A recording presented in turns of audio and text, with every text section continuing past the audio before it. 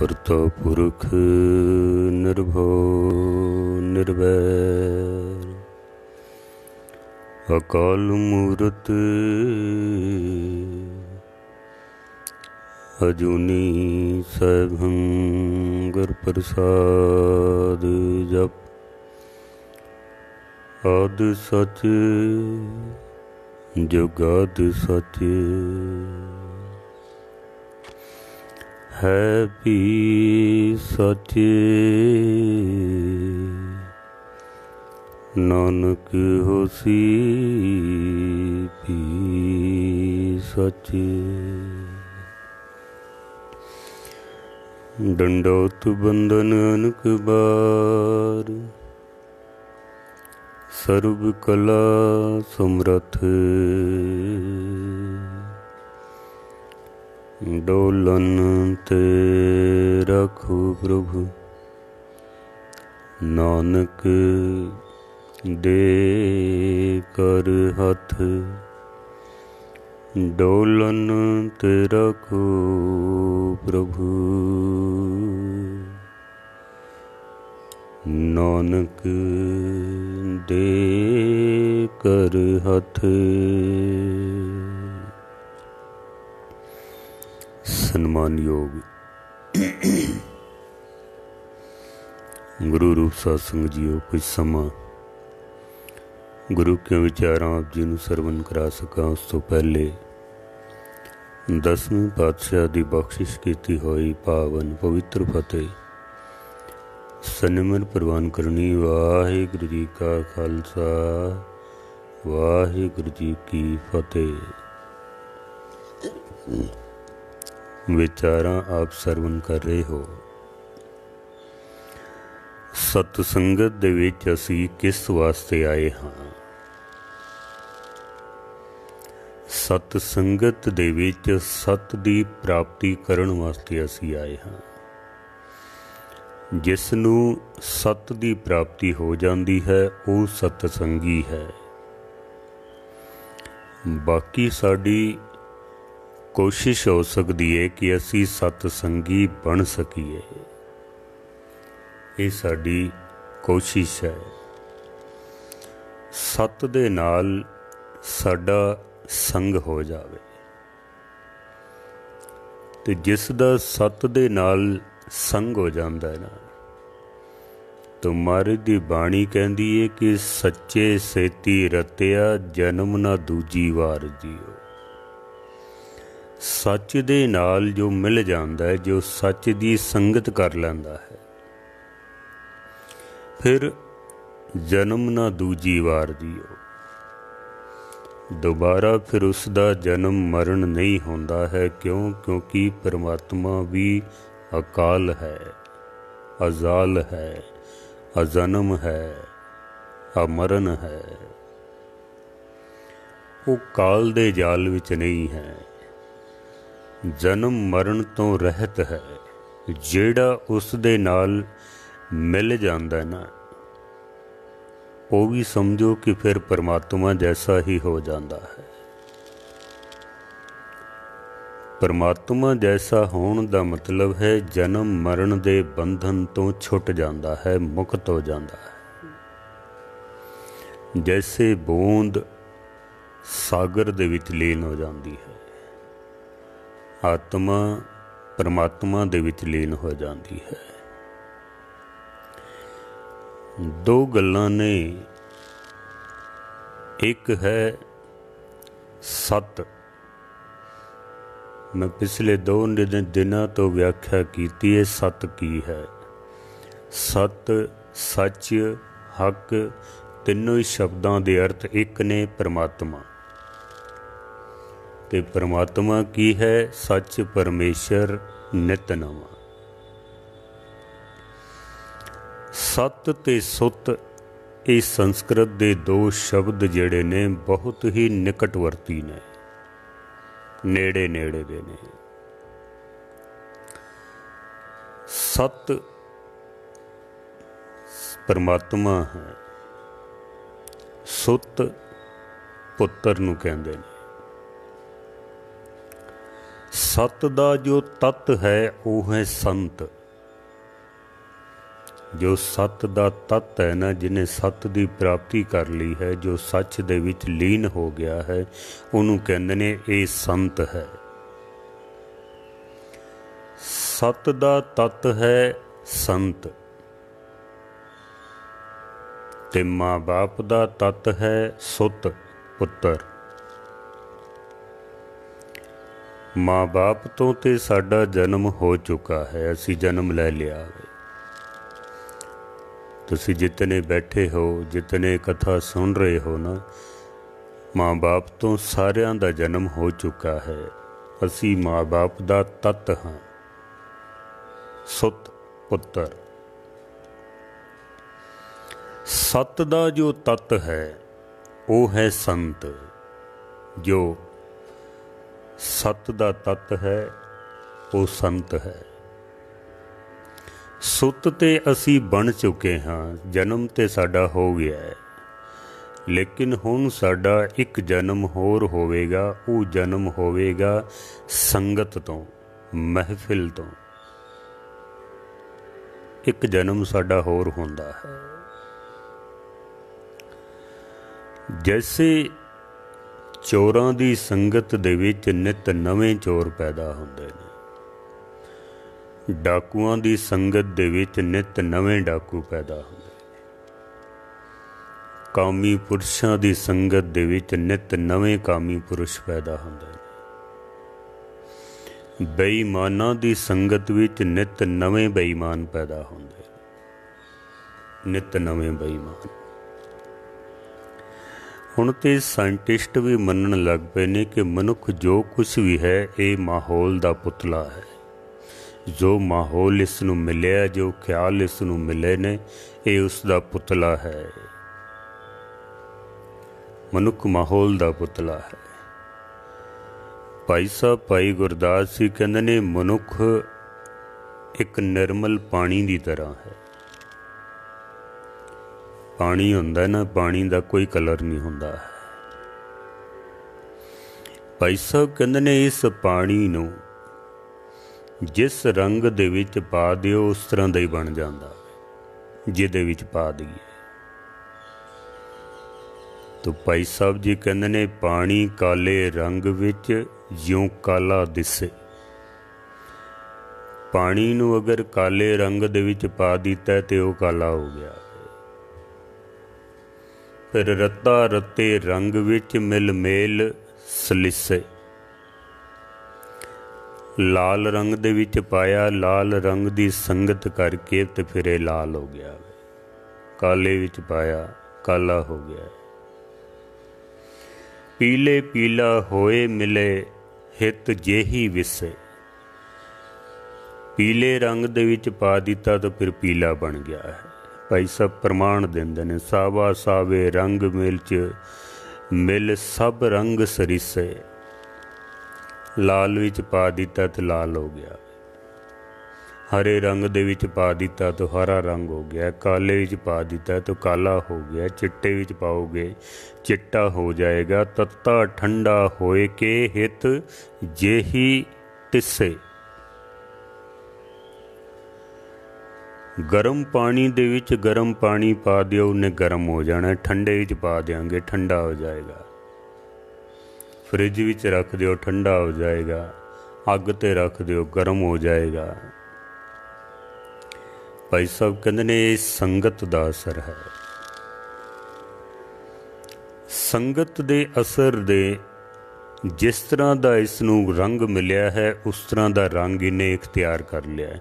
शराब विच पा दिओ तो शराब बन जाता है,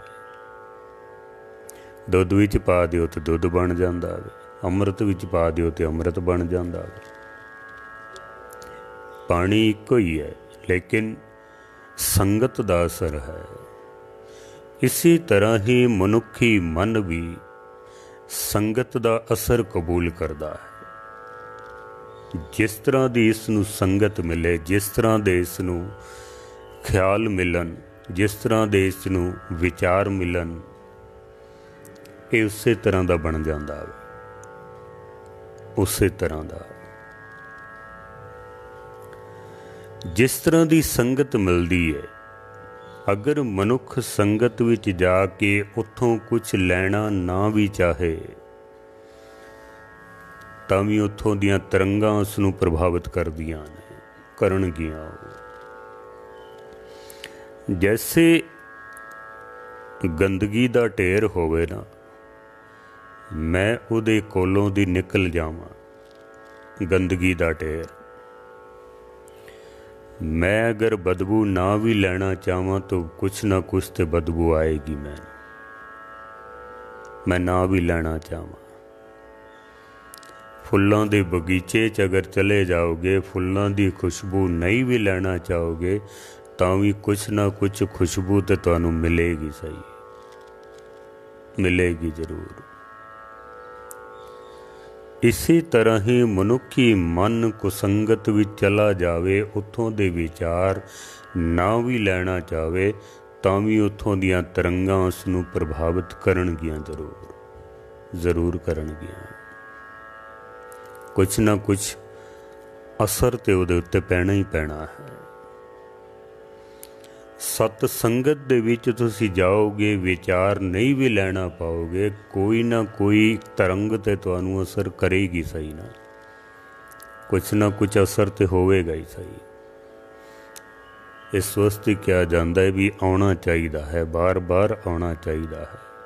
नहीं कुछ समझ भी आता तां भी आना चाहिए, नहीं कुछ मिलता तां भी आना चाहिए।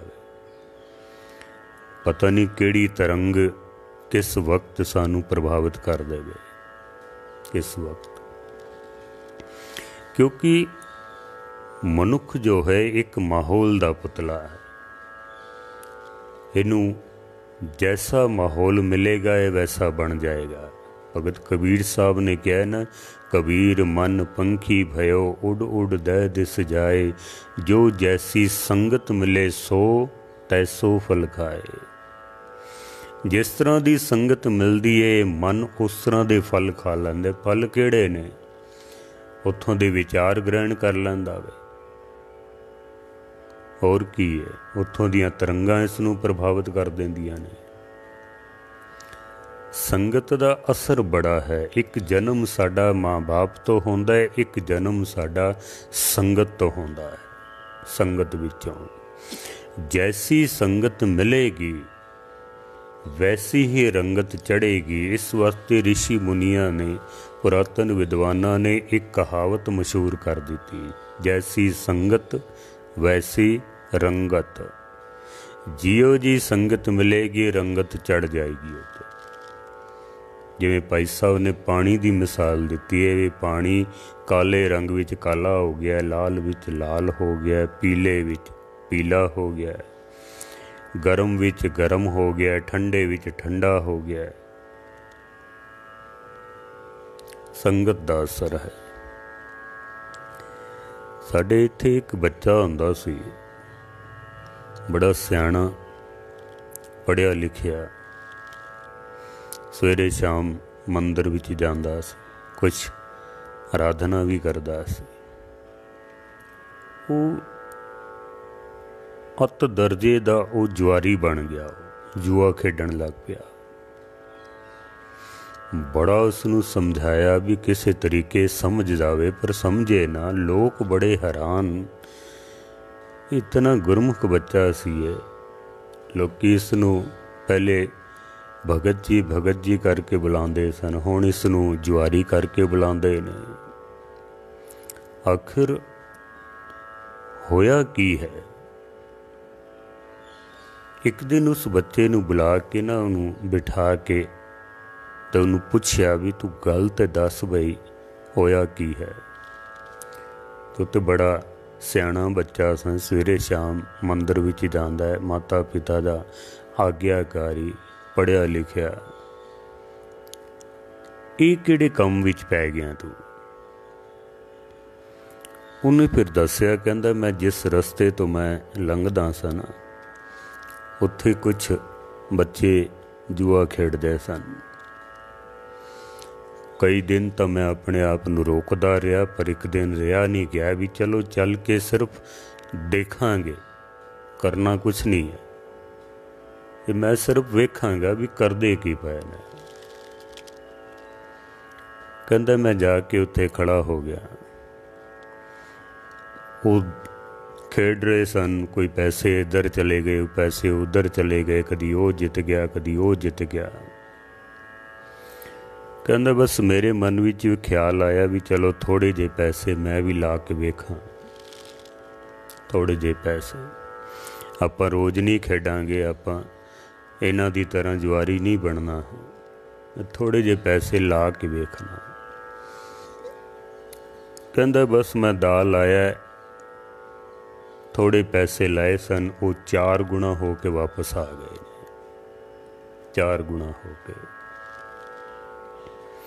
ये भी कलयुग वालों जिमें नवीं एजेंसियां खुलदियां न, कंपनियां खुलदियां ने, वो पहले पहले गाहकां नूं वो कुछ प्रॉफिट देंदियां ने, वो एक नाल एक फ्री दे देंदियां ने, घट पैसों तो दे देंदियां ताकि गाहक साडे पक्के हो जान। इन्हें भी पहले पैसे लाए तो इसनूं 4 गुणा हो के वापस मिल गए ने। कहंदे बस ऐसा शौक लगा है। उस तो बाद कहंदा मैं हारिया ही हाँ, जितया नहीं है कदी। इस वक्त कहंदे ना जुआ किसी का ना हुआ। कहंदे बस उस तो बाद मैं हारिया ही हाँ, पर ऐसी आदत पै गई कि घर दे भांडे भी नहीं छड्डदा है। जिहड़ी चीज़ आउंदी है वेच के जुआ खेडना। बड़ी मुश्किल उसनूं समझा बुझा के ते फिर सीधे रस्ते ते लिआंदा। पर एक चंगा भला आदमी, पढ़िया लिखिया सियाणा बंदा, थोड़ी देर उन्हां दी संगत दे विच रिहा ते वो जुआरी बन गया। थोड़ी देर ही वो असर पै गया। मनुख माहौल दा पुतला है, संगत दा पुतला है। जैसा इसनूं विचार मिलता है, जैसे इसनूं ख्याल मिलते हैं, जैसी इसनूं तरंगां मिलदियां हन, ये उस तरह का ही बन जाता है, वैसा ही बन जाता है। जन्म एक ते हो चुका है, माँ बाप तो साडा जन्म हो चुका है, असी सुत ते बन गए हाँ। हुण असी सत बनना है। सत दा तत संत बनना है। मनुख दे जीवन दी आखिरी मंजिल है सच हो जाना, सत हो जाना, संत हो जाना। ये साडी आखिरी मंजिल है। इस तो ऊपर फिर कोई उपाधि नहीं है, कोई पदवी नहीं है। मनुख दे जीवन दा मकसद है संत बन जाना। संत सुत ते असी बन चुके हाँ। एक जन्म ते साडा हो चुका है। हुण साडा जन्म होना है गुरु दे घर विच। सतगुर के जन्मे गवन मिटाया। सतगुर दे घर दे विच साडा जन्म होवेगा। आवा गवन साडा जन्म मरण सब मिट जाएगा। क्योंकि संत ते सत दोनों एक ने। सत परमात्मा है, संत परमात्मा दा ही रूप है। संत राम में भेद किछ नाही, एक जन कई में लाख करोड़ी। जैसे बच्चा हुंदा ना, वो माँ बाप दी अंश उहदे विच मौजूद है।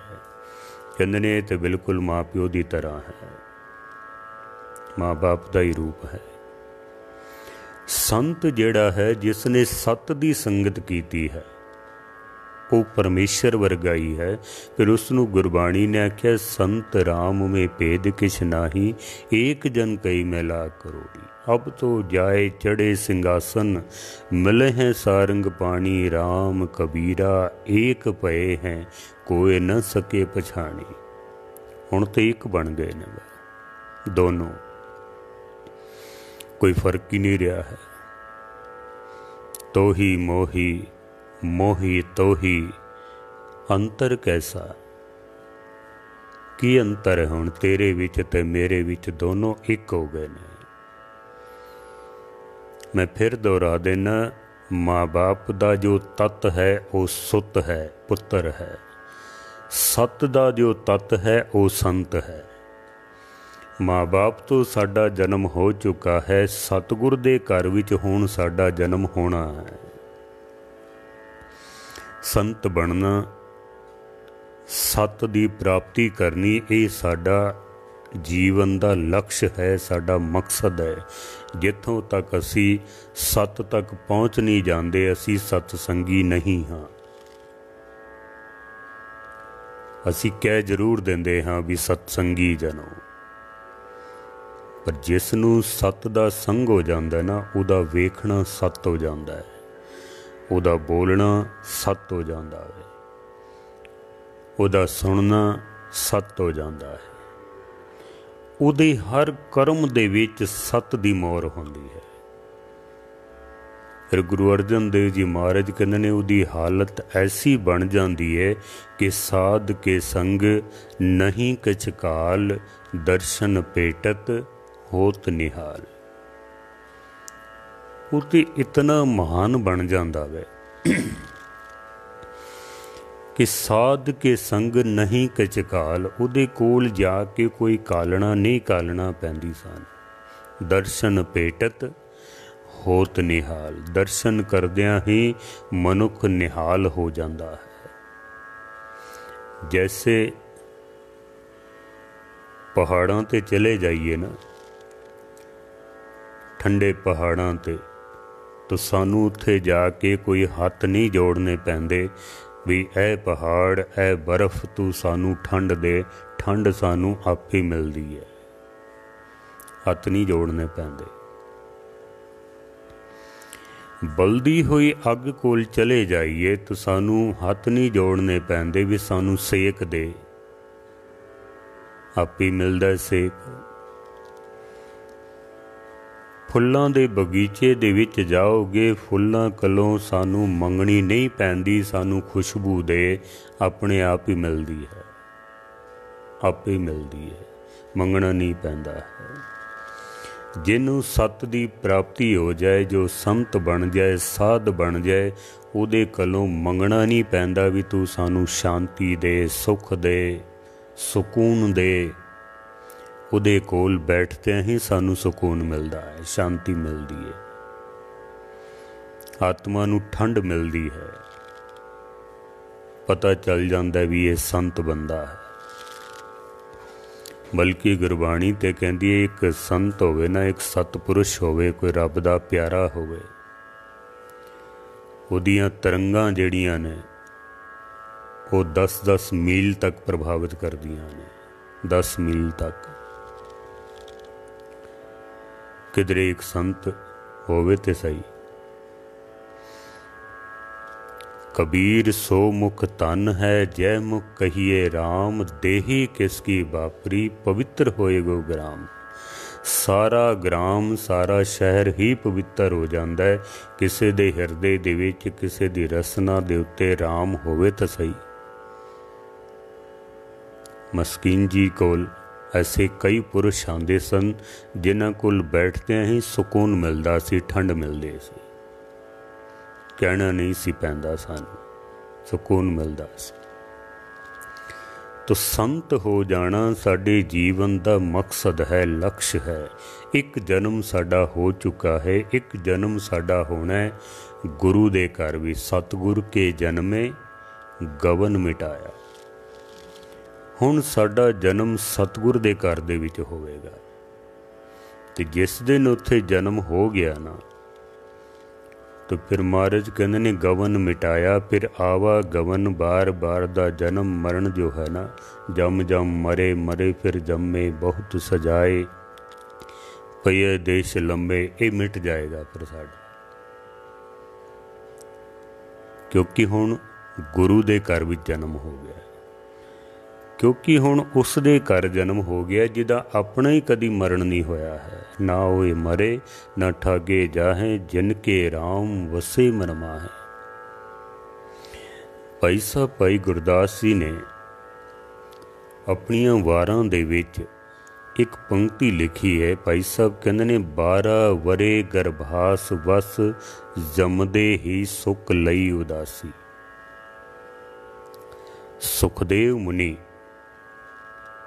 वेद व्यास जी का लड़का सी है, वेद व्यास का पुत्र। वेद व्यास जी भी बड़े वड्डे ऋषि होए ने, जिन्होंने इतने ग्रंथ लिखे ने। ਤੇ ਉਹਨਾਂ ਦਾ ਪੁੱਤਰ ਵੀ ਅੱਗੋਂ ਫਿਰ ਰਿਸ਼ੀ ਹੋਇਆ। ਪਰ ਭਾਈ ਸਾਹਿਬ ਕਹਿੰਦੇ ਨੇ 12 ਵਰੇ ਗਰਭਾਸ ਵਸ ਜੰਮਦੇ ਹੀ ਸੁਖ ਲਈ ਉਦਾਸੀ। ਸੁਖਦੇਵ ਰਿਸ਼ੀ 12 ਸਾਲ ਤੱਕ ਮਾਤਾ ਦੇ ਗਰਭ ਦੇ ਵਿੱਚ ਰਿਹਾ ਤੇ ਜੰਮਦੇ ਹੀ ਸੁਖ ਲਈ ਉਦਾਸੀ। ਤੇ ਜਦੋਂ ਜਨਮ ਹੋਇਆ ਤੇ ਜੰਮਦਿਆਂ ਹੀ ਉਦਾਸੀ ਹੋ ਗਿਆ, ਉਹ ਬਨ ਵਿੱਚ ਚਲਾ ਗਿਆ ਵੇ, ਜੰਗਲਾਂ ਵਿੱਚ ਚਲਾ ਗਿਆ। ਭਾਈ ਸਾਹਿਬ ਨੇ ਜਿਹੜੀ ਗੱਲ ਕੀਤੀ ਹੈ ਨਾ, ਇਹ ਗੱਲ ਨੇਚਰ ਦੇ ਉੱਤੇ ਪੂਰੀ ਨਹੀਂ ਉਤਰਦੀ ਹੈ, ਕਿਉਂਕਿ ਅੱਜ ਸਾਇੰਸ ਬੜੀ ਤਰੱਕੀ ਕਰ ਰਹੀ ਹੈ। ਜਦੋਂ ਇਹ ਗੱਲ ਸਾਡੇ ਨੌਜਵਾਨ ਸੁਣਦੇ ਨਾ ਵੀ 12 ਸਾਲ ਗਰਭ ਦੇ ਵਿੱਚ ਰਹੇ ਸੁਖਦੇਵ ਮੁਨੀ, ਕਿਉਂਕਿ ਐਸੀ ਕਹਾਣੀ ਪ੍ਰਚਲਿਤ ਹੈ ਸਨਾਤਨ ਮਤ ਦੇ ਵਿੱਚ। ਸਾਇੰਸ ਨੇ ਐਸੀਆਂ ਬਹੁਤ ਸਾਰੀਆਂ ਘਟਨਾਵਾਂ ਦੀਆਂ ਧੱਜੀਆਂ ਉਡਾ ਕੇ ਰੱਖ ਦਿੱਤੀਆਂ ਨੇ। ਫਿਰ ਸੁਣਾਉਣ ਲੱਗਿਆਂ ਸਟੇਜ ਦੇ ਉੱਤੇ ਫਿਰ ਡਰ ਲੱਗਦਾ ਵੇ, ਨੌਜਵਾਨ ਅੱਗੋਂ ਬਾਗੀ ਹੋ ਜਾਂਦੇ ਨੇ ਵੀ ਇਹ ਕਿਵੇਂ ਹੋ ਸਕਦਾ। ਜੈਸੇ ਗੌਤਮ ਰਿਸ਼ੀ ਨੇ ਪਰਨਾ ਮਾਰਿਆ ਤੇ ਚੰਦਰਮਾ ਨੂੰ ਦਾਗ ਲੱਗ ਗਿਆ ਵੇ। ਹੁਣ ਪਹਿਲੀ ਗੱਲ ਤੇ ਵੀ ਇਤਨਾ ਲੰਬਾ ਪਰਨਾ ਕਿੱਥੋਂ ਆਇਆ ਜੋ ਧਰਤੀ ਤੋਂ ਚੰਦਰਮਾ ਤੱਕ ਪਹੁੰਚ ਗਿਆ। ਫਿਰ ਅਸੀਂ ਕਿਸੇ ਚੀਜ਼ ਨੂੰ ਅਗਰ ਪਰਨਾ ਮਾਰੀਏ ਤਾਂ ਕਿਆ ਉਸ ਨੂੰ ਦਾਗ ਲੱਗ ਜਾਂਦਾ ਵੇ। ਸਾਇੰਸ ਨੇ ਜਦ ਉੱਥੇ ਕਦਮ ਰੱਖੇ ਨਾ, ਉਹਨਾਂ ਨੇ ਦੱਸਿਆ ਵੀ ਇਹ ਜਿਹੜੇ ਕਾਲੇ ਨਿਸ਼ਾਨ ਨੇ ਇਹ ਉੱਥੋਂ ਦੇ ਪਹਾੜ ਨੇ, ਵੱਡੇ ਵੱਡੇ ਉਹਨਾਂ ਦੇ ਨਿਸ਼ਾਨ ਨੇ। ਹੋਰ ਵੀ ਇਸ ਤਰ੍ਹਾਂ ਦੀਆਂ ਬਹੁਤ ਸਾਰੀਆਂ ਕਹਾਣੀਆਂ ਨੇ। 12 ਵਰੇ ਗਰਭਾਸ ਵਸ शिव जी कथा सुना रहे सन पार्वती नूं। पार्वती जिथों तक जागदी पई सी वो अगों हुंगारा भर रही सी भी मैं सुन रही हाँ। कहंदे ने उसनूं नींद आ गई। एक तोता ये कथा सुनदा रहा ते पार्वती दी जगह ते उस तोते ने हुंगारा भरिया। जदों शिव जी नूं पता लगा भी पार्वती सौ गई है, सारी कथा तोता सुनदा रहा ते ਇਹ ਵਿੱਚ ਹੁੰਗਾਰਾ ਭਰਦਾ ਪਿਆ, ਇਹਨੇ ਮੈਨੂੰ ਧੋਖਾ ਦਿੱਤਾ ਵੇ, ਇਹਨੇ ਪਾਪ ਕੀਤਾ ਵੇ, ਮੈਂ ਐਵੇਂ ਸੁਣਾਈ ਗਿਆ। ਕਹਿੰਦੇ ਨੇ शिव जी इस ਤੋਤੇ ਨੂੰ ਮਾਰਨ ਵਾਸਤੇ ਗਏ। ਤੋਤਾ ਅੱਗੇ ਅੱਗੇ ਤੇ शिव जी ਪਿੱਛੇ ਪਿੱਛੇ। वेद व्यास जी ਦਾ ਆਸ਼ਰਮ ਸੀ, ਉੱਥੇ वेद व्यास जी ਦੀ ਪਤਨੀ ਬੈਠੀ ਹੋਈ, ਉਹਨੇ ਉਬਾਸੀ ਲਈ। ਤੋਤਾ ਮੂੰਹ ਦੇ ਰਾਹੀਂ वेद व्यास जी ਦੀ ਪਤਨੀ ਦੇ ਪੇਟ ਵਿੱਚ ਚਲਾ ਗਿਆ। ये कहानी है। और 12 साल तक उत्थे ही रहा। 12 साल बाद जब उसका जन्म होया तो जमदे ही सुख लई उदासी, फिर वो उदासी ते चला गया है। नौजवान इस गल नूं नहीं मनते हैं कि कोई जीव 12 साल तक किसी गर्भ विच रह सकता है, क्योंकि कुदरत ने भी हर जीव के जन्म का समा जो है वह निश्चित किया होया है, निर्धारित किया होया है। 21-22 दिनों दे विच मुर्गी के बच्चे अंडियां विचों बाहर आ जाते हैं। बकरी के बच्चे, हिरन के बच्चे 6 महीने भी जन्म लै लैंदे ने। मनुखी बच्चे, गऊ के बच्चे 9 तो 10 महीने, चलो एक अद्धा महीना उपर थले हो सकता वे। सपनी के बच्चे 3 महीनों विच अंडियां च बाहर आ जाते हैं। हर एक दा गर्भ का समा निर्धारित है, निश्चित है। फिर 12 साल तक चलो अकल नूं एक पासे रख दी है, 10 नहीं 12 महीने हो जान, 14 महीने 16 महीने 12 साल किस नूं कहंदे मनण विच नहीं आती है गल। फिर जमदे ही सुख लई उदासी, भी एक जन्मदा होया बच्चा जंगल विच किवें जा सकदा है, वो तो सीधा खड़ा भी नहीं हो सकता। इन्हां पंक्तियां दे उत्ते काफ़ी विचार की गई भी आखिर इस विच रहस्य की है, क्योंकि भाई साहब भाई गुरदास जी लिखते पे ने, वो भी सिख पंथ दे वेद व्यास ने, आखिर कोई तो गल विच होवेगी ना। भाई साहब गलत तो नहीं ना लिख सकते हैं। भाई गुरदास जी जिन्हां ने एक एक गल नूं साबित करन वास्ते प्रमाणां दे अंबार ला दिते, ਉਹ अनहोनी गल नहीं कर सकते हैं। कुछ तो ਇਹਦੇ ਵਿੱਚ है। तो मस्कीन जी ने जो खोज की ना, दास ने भी उन्हां कोलों ये प्राप्त किया है।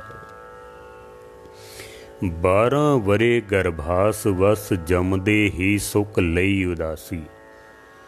सुखदेव ऋषि 12 साल मां दे गर्भ विच नहीं रहा है। दरअसल सुखदेव ऋषि 12 साल तक सतपुरुषां दी संगत विच रहा है, सत संगत दे विच रहा है। ते सत संगत नूं गर्भ नाल तशरीफ दिती है। जितने सतसंगी जन बैठे हुंदे ना, उन्होंने कहा जाता है कि ये गर्भ विच बैठे हैं। सतसंगत गर्भ रूपी माँ है, वो माता है, गुरु पिता है।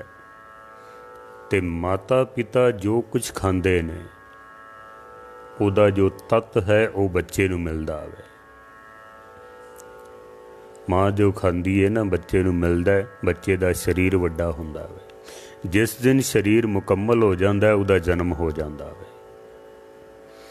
सतसंगत दे विच असीं बैठदे हां। सतसंगत एक गर्भ है। गुरु का शब्द जितना असी प्राप्त करते हाँ संगत दे विचों, साडे मन का विकास होंदा है। विकास हो जैसे बच्चे का विकास होंदा है, संपूर्ण विकास से बच्चे का जन्म हो जाता है। जिस दिन साडे मन का विकास हो जाएगा, साडा भी संगत विचों नवा जन्म हो जाएगा। असी संत बन जावांगे, गुरमुख बन जावांगे। जो कुछ सानू संगत विचों मिलता है।